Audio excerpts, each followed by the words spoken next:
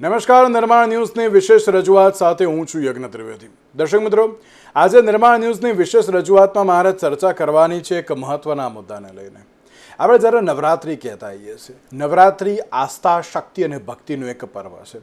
અને જ્યારે આપણે આ ભક્તિના પર્વની વાત કરતા હોઈએ, મા શક્તિની આરાધનાની આપણે વાત કરતા હોઈએ, ત્યારે આ આસ્થાના પર્વમાં અશ્લીલતા એ ક્યાંક અત્યારે એમ કહેવાય ને કે એને દૂર રાખવી બહુ જરૂરી છે. અને રાખતા પણ નથી.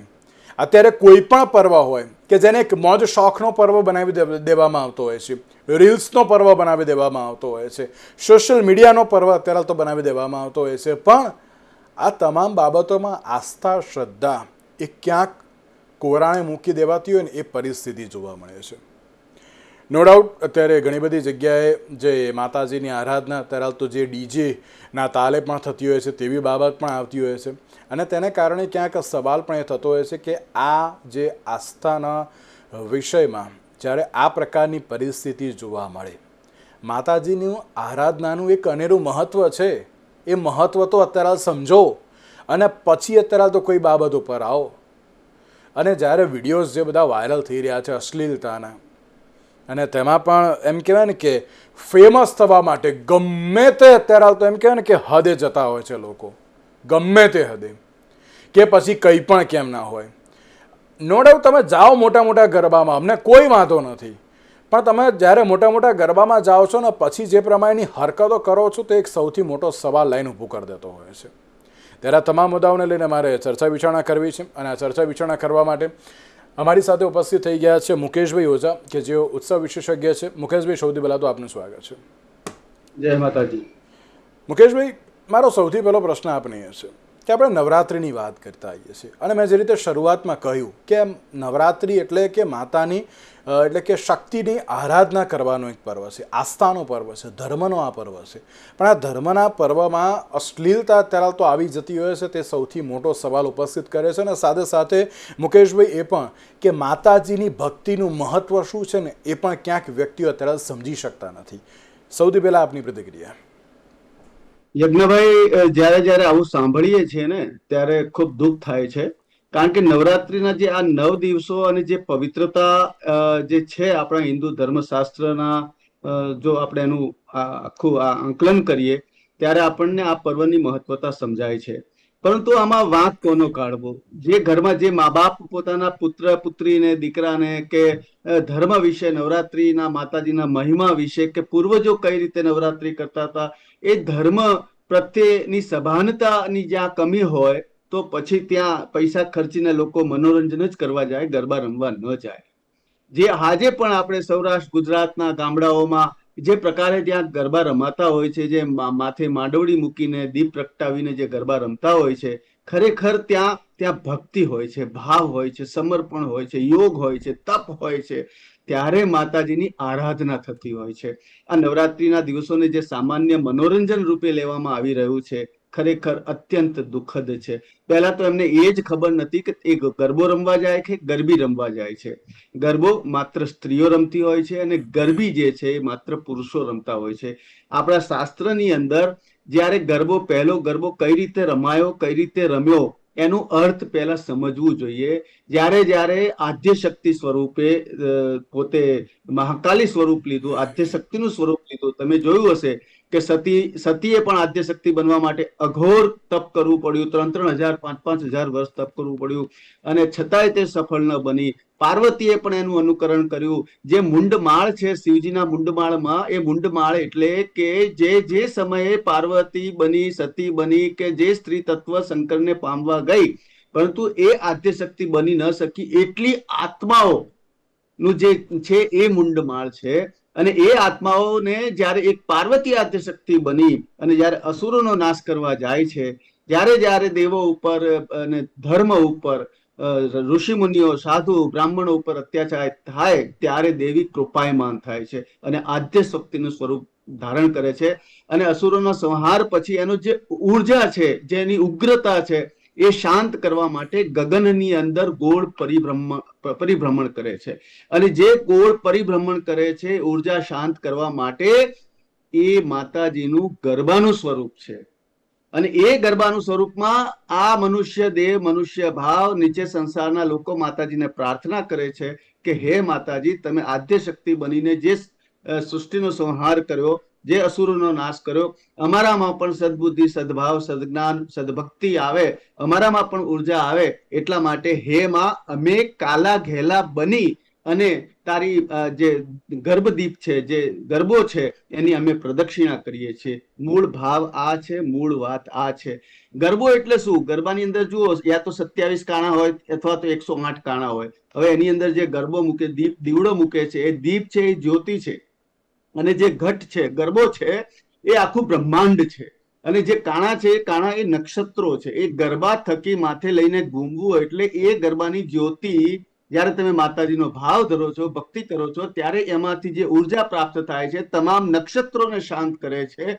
અને જે આ સૃષ્ટિના કલ્યાણ માર્ગે ઉર્જા એટલે સકારાત્મક વાતાવરણ બનવા માટે એક યોજના છે, એક કહેવાનો મતલબ કે એક પદ્ધતિ છે આ ગરબા રમવાની. પરંતુ આજના સમયમાં જ્યારે પાસ લઈને, પૈસા ખર્ચીને મનોરંજન અને અંગ અને નૃત્ય પ્રદર્શન કરવા જતા હોય, અમે તો ગરબા જોવા અમે જઈએ છીએ, પણ અમારી નજર દરેક દીકરી, માં, બેટી, જે કન્યા હોય, એ અમને માતાજી દુર્ગા સ્વરૂપ દેખાય, મહાકાળી સ્વરૂપ દેખાય. અમે એમને વંદન કરીએ. એટલું જો આપણાથી થઈ જાય ને, વંદન થઈ જાય ને, આ દિવસોમાં, નવરાત્રીના 9 દિવસોમાં દરેક સ્ત્રીની અંદર એક આદ્ય શક્તિ હોય છે, એક નવી શક્તિ હોય છે, એક નવી ઉર્જા હોય છે. એને વંદન કરવાનો સમય છે આ 9 દિવસો. 9 દિવસની અંદર લોકો નકોડા ઉપવાસ કરે છે, યજ્ઞ કરે છે. યજ્ઞ આહુતિ એ દેવ તત્વને એક પ્રબળ બળ આપે છે.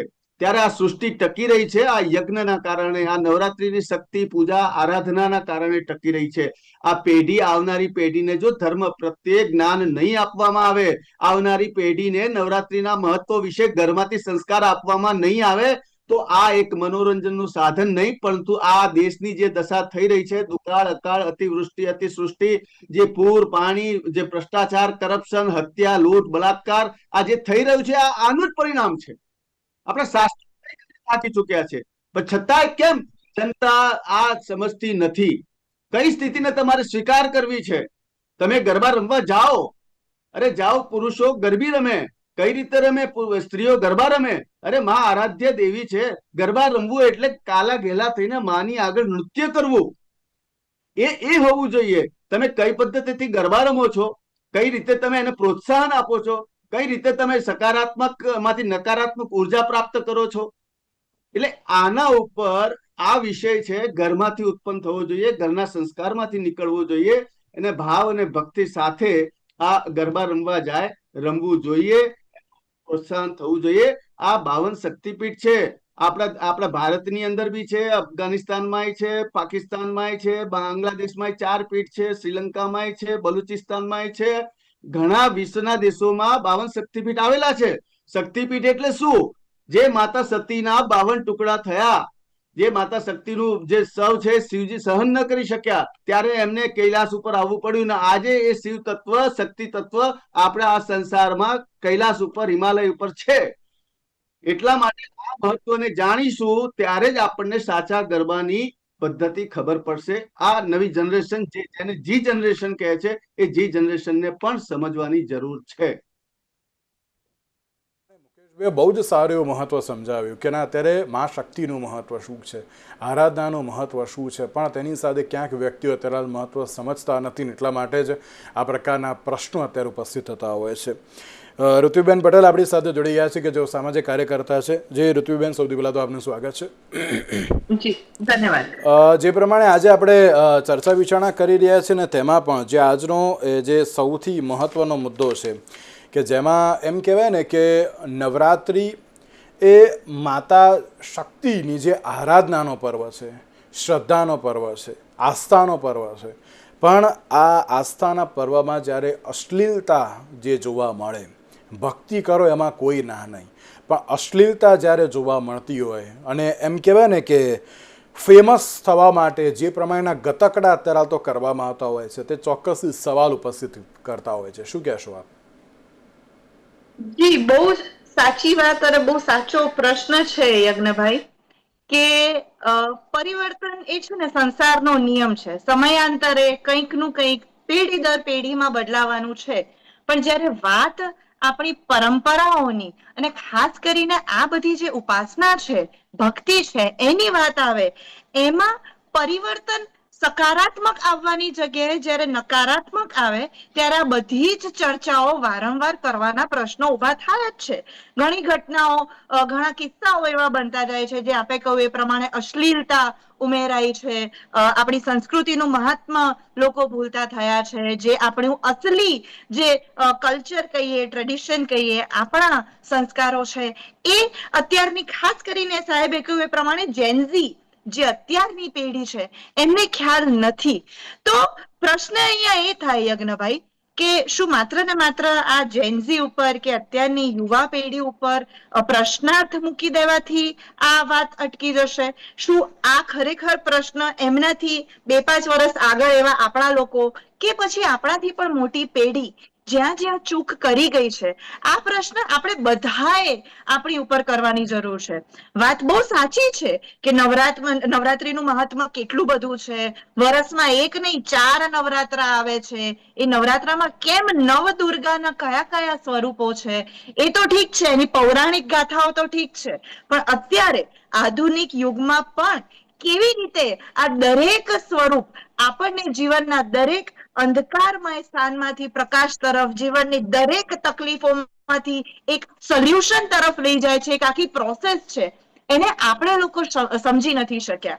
અને બહુ મોટી ચૂક અને યજ્ઞભાઈ આ વારંવાર એ જ આવે છે કે માત્ર આપણે ટીકા કરી દઈએ કે આપણે એમને વગોવી દઈએ, એના કરતા એ ભૂલ ત્યાં થઈ છે જ્યારે આ પરિવર્તનની પ્રોસેસમાં એક સમય કાઢીને જે વાતો એમના કાને પડવી જોઈતી હતી, જે આપણે નાના હતા ત્યારે દાદા દાદીઓ પરસોત્તમ મહિનો આવે તો પરસોત્તમ મહિનાની વાતો કરે, નવરાત્રી આવે તો નવરાત્રીની વાતો કરે, દિવાળી આવે તો દિવાળીની વાર્તા કરે કે શું થયું તું, શું નથી થયું. અત્યારની પેઢીને ખબર જ નથી. એટલે થયું છે શું, અત્યારે નવરાત્રી એમના માટે વર્લ્ડ લોંગેસ્ટ ડાન્સિંગ ફેસ્ટિવલ, વિશ્વનો સૌથી લાંબો ચાલનારો નૃત્યોત્સવ બની ગયો છે. આ નાચવાથી આગળ, ગરબા કરવાથી આગળ એમને નવરાત્રીનું કશું ખબર જ નથી.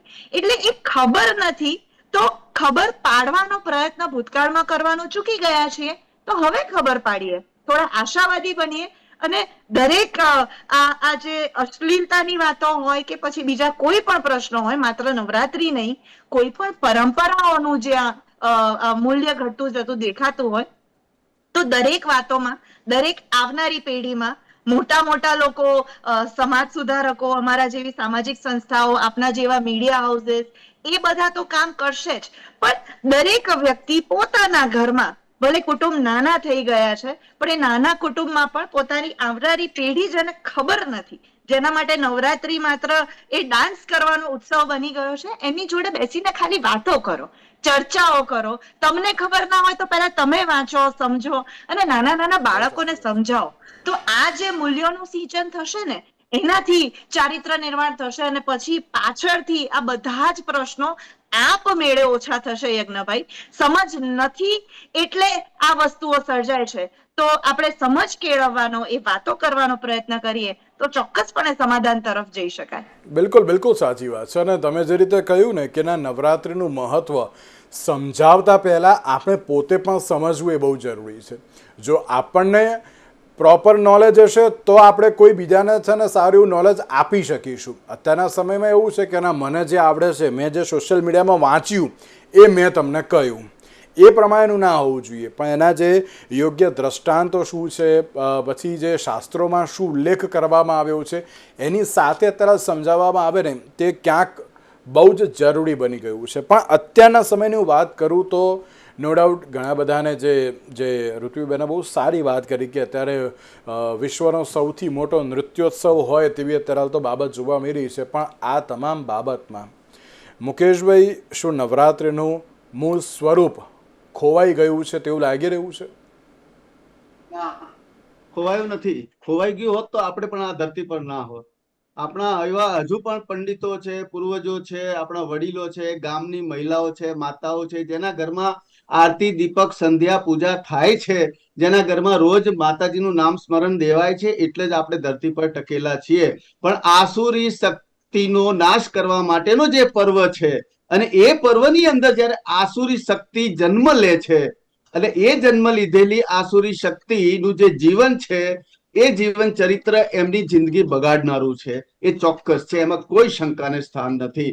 આ તૂટતા પરિવારની વ્યથા છે, જે માઇક્રો જે આપણે ફેમિલી કહીએ છીએ, એ ફેમિલીની અંદર આજે લગ્ન કર્યા પછી તરત અલગ થઈ જવું, પોતાને સ્વતંત્ર માનવા, માતા પિતા વડીલો થી દૂર રહેવું, આ જે માનસિકતા કેળવાઈ ગઈ છે અને ભૌતિકવાદના સુખમાં જ્યાં ખોવાઈ ગયા છે, ત્યારે ધર્મનું મૂલ્ય એમને સમજાશે નહીં. કોઈ એમ કે છે માતાજી એટલે શું, આ ચામુંડા માતા, અંબે માતા, આ બધાના નામ દે છે.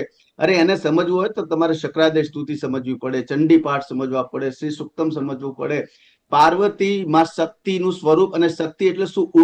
ઉર્જા તત્વ જે દેખાતું નથી. શિવ અને શક્તિ આ બે જ વસ્તુ છે, અને એ બે વસ્તુ ઉર્જા સ્વરૂપે છે, પ્રકૃતિ સ્વરૂપે છે. આપણે રાધા કહીએ એ પણ પ્રકૃતિ છે, અને પાર્વતી કહીએ પણ પ્રકૃતિ છે. એટલે પ્રકૃતિ અને શિવનું મિલન એટલે શિવ અને શક્તિનું અર્ધનારેશ્વર સ્વરૂપ. અને આ પ્રકૃતિ આ સંસારમાં, જેમ આપણે પ્રકૃતિ કોને કહીએ છીએ? ઝાડ, જંગલ, નદી, નાળા, પર્વત, પહાડ. આપણા ઘર કઈ રીતે બનાવવા, કઈ પશુ પક્ષીનું જીવ હત્યા ન થાય, આ આપણા ધર્મો શીખવે છે.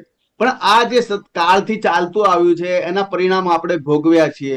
નદીઓ બંધાઈ, પૂર આવવાનું ચાલુ થયું, પર્વતો તૂટતા ગયા, આપણને નુકસાન થતું ગયું, ઘર તૂટતા ગયા, સંસ્કાર તૂટતા ગયા. હવે જે થઈ રહ્યું છે એ પશ્ચાત્ય સંસ્કૃતિકરણ થઈ રહ્યું છે. માનસિક વિકારો વધી ગયા છે. તમે જુઓ, આજના માણસનું મગજ સ્થિર નથી, ડિપ્રેશનની અંદર જતો રહ્યો છે. જે પ્રમાણેનું યુથ જનરેશન ડિપ્રેશનમાં જઈ રહ્યું છે, એની પાછળ ક્યાંક ને ક્યાંક આપણે આત્મશાંતિ તરફ નથી જોતા, આત્મદ્રષ્ટિ તરફ નથી જોતા, આપણે ધર્મનું મહત્વ નથી સમજ્યા. એટલા માટે આવનારા સમયના ચિત્રો આપણને અત્યારે દેખાવા મંડાઈ ગયા. મુકેશભાઈ એક જ મિનિટ હું આવું છું. મુકેશભાઈ એક જ મિનિટ હું આવું છું આપની પાસે. ઋત્વિજી, આમાં એક બાબત એ પણ મારે હવે આપને પૂછવી છે. આપ તો એક મહિલા અગ્રણી છો, અને એમ કહેવાય ને કે ના, તમે સમાજમાં પણ ઘણા સારા એવા જે કાર્યો કરતા હોવ છો. ફેમસ થવા માટે, મેં આની પહેલાં પણ મેં આ વર્ડ યુઝ કર્યો, ફેમસ થવા માટે ઘણા વ્યક્તિઓ ઘણા ગતકડા પણ કરતા હોય છે. અને જ્યારે આપણે નવરાત્રિના મહાત્મ્યની વાત કરીએ ને, તો એમાં ક્યાંક ગરબાના વસ્ત્રો પણ અત્યારે તો એક ફેશન સ્ટેટમેન્ટ બની ગયા હોય તે પ્રમાણેની પરિસ્થિતિ પણ જોવા મળી રહી છે. આપ ટૂંકમાં તેની પર શું કહેશો? જી યજ્ઞભાઈ, જુઓ, સૌથી પહેલા તો હું એ જણાવું કે જ્યાં કોઈ પણ સ્ત્રી હોય કે પુરુષ હોય, વસ્ત્રોની પસંદગીની બાબત હોય તો એ સંપૂર્ણપણે એ એની સ્વતંત્રતાની વસ્તુ છે, એની સમજણની વસ્તુ છે. પણ એક વસ્તુનું ભાન હોવું જોઈએ કે જ્યાં જે શોભતું હોય એ કરો. તમે ગોવાના બીચ પર ફરી રહ્યા છો કે તમે કોઈ ઇન્ટરનેશનલ હોલિડે કરી રહ્યા છો, ત્યાં તમને ત્યાં શોભે એવા વસ્ત્રો પહેરો. નવરાત્રી છે, માતાજીની આરાધના કરો છો, ત્યાં તમે એને શોભે. પણ મેં આમાં છે ને પ્રશ્ન યજ્ઞભાઈ પાછો એ જ આવે છે કે આપણે માતાજીની આરાધના નથી સમજતા. જો આરાધના સમજીએ તો સ્વાભાવિકપણે આપણને ત્યાં એવા પ્રશ્નો, એવા કપડા પહેરવાના જ વિચાર આવશે.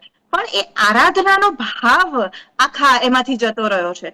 એટલે ફેશન સ્ટેટમેન્ટ બની ગયું છે કે માત્ર ને માત્ર પોપ્યુલર થવા માટે કે લોકોની નજરો તમારી તરફ આકર્ષવા માટે. આ સાહેબે કહ્યું એ પ્રમાણે પાશ્ચાત્ય સંસ્કૃતિનું અનુકરણ તો છે, પણ આપણે લોકો આંધળું અનુકરણ તો કરીએ છીએ, અધૂરું અનુકરણ પણ કરીએ છીએ. પાશ્ચાત્ય સંસ્કૃતિમાં ખરેખર તો તમારી બાજુમાં માણસ કઈ કરી રહ્યો છે ને, કોઈને એને ખરાબ નજરે જોવાનો વિકાર પણ નથી.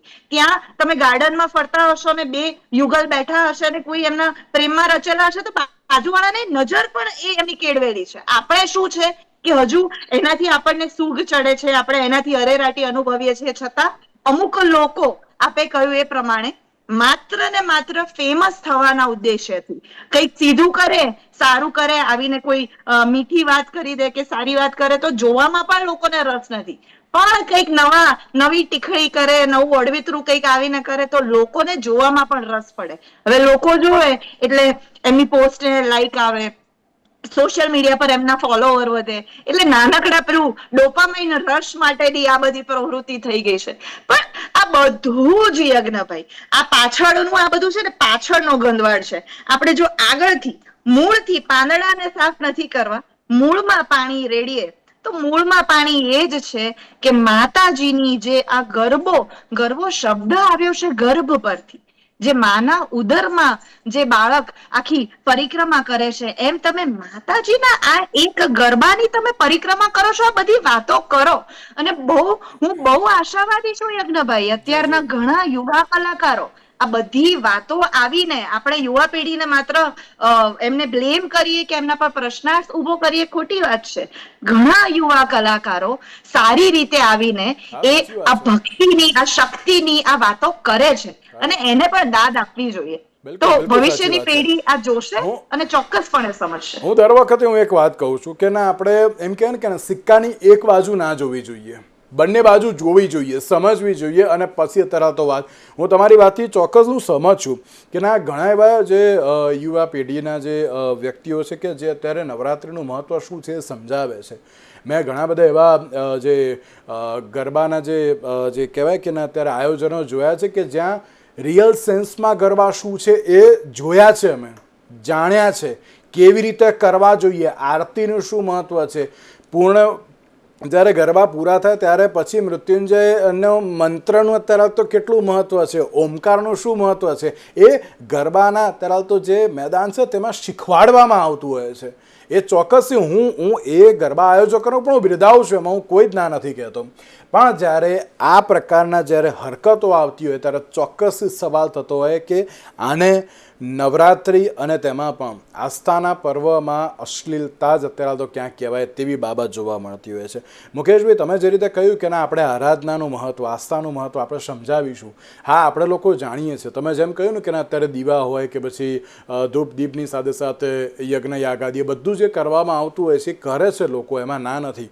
પણ અત્યારની યુવા પેઢીએ જ યુવા પેઢીને સમજાવવું પડશે કે ના, રિયલ સેન્સમાં માતાની આરાધના શું છે. કારણ કે હું એક બાબતથી હું પણ જે એક કહેવા માગીશ કે હું જે અમુક જગ્યાએ જે હું પણ ગરબા ગાવા માટે જઉં છું તો ત્યાં યુવા પેઢીને ખબર છે કે ના, કેવી રીતે ગરબા ગાવા જોઈએ, કઈ રીતે પ્રાચીન અર્વાચીન ગરબા છે એ ક્યાંક મહત્ત્વ એ લોકો પણ સમજે છે ને સમજાવે છે. તો મુકેશભાઈ, એવું નથી લાગતું કે યુવા પેઢી જેને ખબર છે એ જ અત્યારે તો સમજાવે તે? યજ્ઞભાઈ, જેણે ભવાઈ જોઈ હશે ગામડાઓમાં, જે વાસ્તવમાં માતાજીના વસ્ત્ર બનીને માતાજીના જે ગુણગાન ગાતા હતા, એ જેને ભવાઈ જોઈ હશે અને ભવાઈના અંતે જ્યારે ગરબો આવે છે ને જે એ સમય જે હોય છે એ જે શાંત સમય બને છે. એકચ્યુઅલી નવરાત્રિ એ શાંતિ ઉર્જા પ્રાપ્ત કરવાનું પર્વ છે. એટલા માટે એની આરાધના રાત્રે કરવી જોઈએ. માતાજીની આરાધના રાત્રે કરવાનો અધિકાર છે, કારણ કે દિવસે જે સૂર્યમંડળનું જે તેજ છે, જે કિરણો છે, આપણે જે કહીએ છીએ એની જે નકારાત્મક ઉર્જા છે એને દૂર કરવા માટે રાત્રિ આરાધનામાં સકારાત્મક ઉર્જા થાય છે, કારણ કે બધું વાતાવરણ શાંત બને છે. આ આપણા નવરાત્રિના મહત્વમાં બતાવેલું છે. જૂના જમાનાના જે ભવાઈઓ ભજવાતી હતી, જે આ વ્યાખ્યાનો કહેવાતા હતા, એની અંદર આનું મહત્વ છે. પણ આજની જનરેશન શું છે, ત્યારે દુઃખી થાય છે ને એટલે માતાજી ભગવાનની આગળ જાય છે ને 2 ફૂલ ચડાવીને આખો બગીચો માંગી લેતા હોય છે. પરંતુ એમને એ ખ્યાલ નથી કે અહીંયા માતાજી પાસે માંગવાથી કશું ના મળે. પહેલી વાત, તમારું કર્મ નિશ્ચિત છે ને કર્મ થકી તમને મળતું હોય છે. પરંતુ મેં હમણાં તમે બેને બહુ સરસ વાત કરી. હું બધી જનરેશનને નથી કહેતો, એવા યુવા જનરેશન છે જે ખરેખર ધર્મ ઉપર કામ પણ કરે છે. હું પણ હમણાં 2 દિવસ પહેલા એક ગરબાના પ્રોગ્રામમાં ગયો તો, ઢોલકી જેવું એક નામ કંઈક હતું, તો ત્યાં બિચારા એકદમ સરસ કલાકારો માત્ર ઢોલ ઉપર અને શરણાઈ ઉપર જે મધુર અવાજથી એમણે જે ગરબા રમાડ્યા છે, હજારો લોકો જે ગરબે રમતા હતા, મને એમ લાગ્યું કે ના, વાસ્તવમાં આ સરસ જગ્યા છે, ગરબા અહીંયા દેખાય છે, રમે છે. પરંતુ જ્યાં ગરબાની અંદર તમે જો આજથી 20-25 વર્ષ પહેલા મુંબઈની અંદર ડિસ્કો ડાન્સ ને એ બધા જે ગરબા આવ્યા હતા એનો વિરોધ થયો હતો. પછી આજે પણ એ પદ્ધતિ બદલાઈ. વડોદરાની અંદર જે ગરબા છે એક સ્ટાઇલથી રમાતા હતા. જે ભાવ છે એવું નથી, હું બધાય કોઈને દોષ દેવા નાખતો, પણ 5-10% તત્વો ના કારણે 90% તત્વો બદનામ થાય છે. એવું નથી, ધર્મની સંખ્યા વધારે છે, પરંતુ જે આસુરી તત્વો છે, જે 2-5%, 10% તમે જઈએ છીએ. આ સુરતની ઘટના જોઈ. હવે એ ઘટના વાળો વિદેશી માણસ, હવે એનામાં ચરિત્ર અને સંસ્કારની કમી છે તો એમાં બિચારાનો એનો શું વાંક?